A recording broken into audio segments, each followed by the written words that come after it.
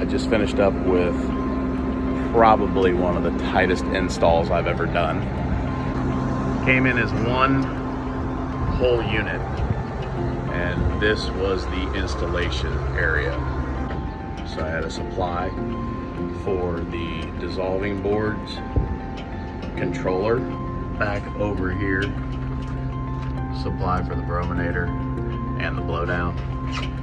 Took it down behind the panel, blow down here, yellow solenoid, blowdown valve is right here, goes to the brominator, around, back up the side of the tank, over to the pit.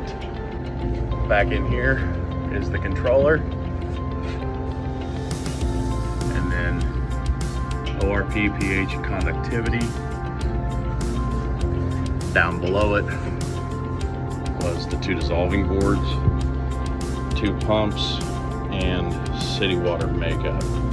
They're going to actually turn this system on starting Monday.